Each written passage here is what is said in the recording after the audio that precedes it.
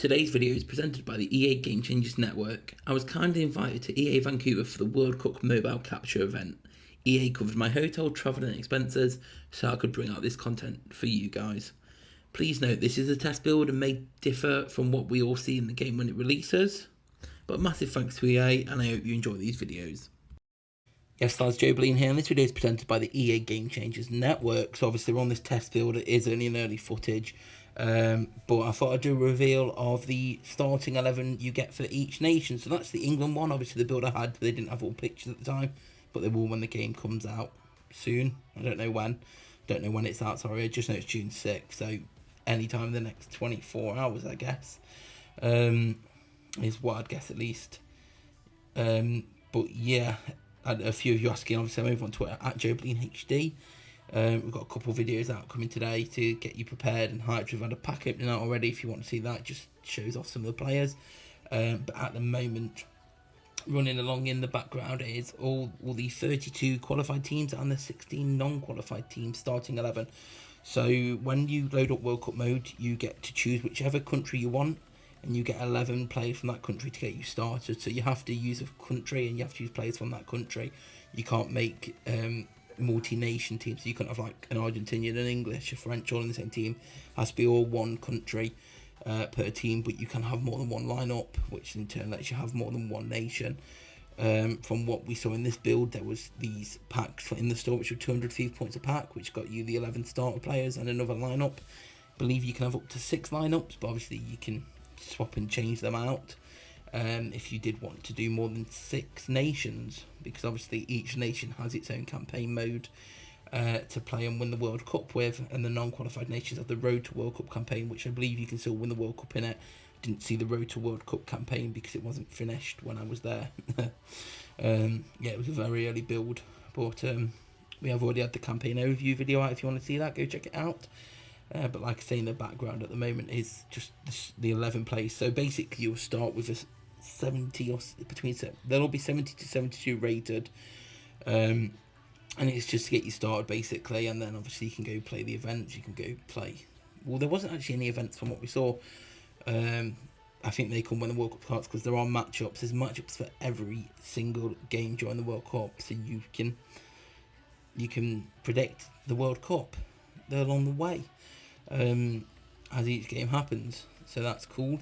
Obviously there's campaign, there's league versus league versus league is still inside normal mode, which you'd need to play. All these players are for World Cup mode only.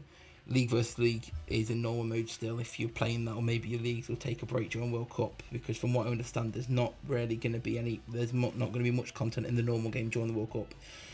We're going to be pretty much spending 90% of our time in World Cup mode, playing those modes with the World Cup teams and building them all up. There's all new skill boosts for World Cup mode. I've got a video on that. I think that'll be out later. Thought I'll put this one up, quickly make this one, because a few of you asking on Twitter. Come and follow me on Twitter at joebilineHD if you don't already. At the moment I'm answering questions what you may have before it comes out. So just to cover off a few that we've already done so far. Yeah, coins and FIFA points are shared, so they are, you don't have to think about moving them over or not, it's just shared, it's your tally in both accounts, it doesn't make a difference. So yeah, nothing to worry about there. Stamina's shared, that's all shared, it's just how it is. Is the difference? Yeah, every team has the same number of elites, massive, well not necessarily the same number, because some has less and more. If they're already high rated like Ronaldo, because Ronaldo's a master, so there's only one version of Ronaldo, master version, but all the other players like the golds, there's a gold elite and master version for them, so you can pick any nation and know that you still have a chance to get special cards. All nations have been treated the same way, so that helps you in terms of not having to pick a nation that you think's good. Like you think, I'm going to be missing out if I pick like a team like Chile or Senegal, somewhere like that, or Saudi Arabia. You can pick any of them knowing that it's fine for you. They'll still have the master players, so pick any team and you'll be fine. You can still have fun with whichever team you pick. You don't have to pick one of the world renowned better teams. Pick any of them and you've still got the same chance. You'll still get the same ratings, and in the packs and the events you can still get masters. So there's masters. I'll have a video out potentially if you want to see it, which shows off all the elites and masters, although at the time of recording the test build they weren't all finished for all the nations, so there was only about 5 nations that had every single card in the game already.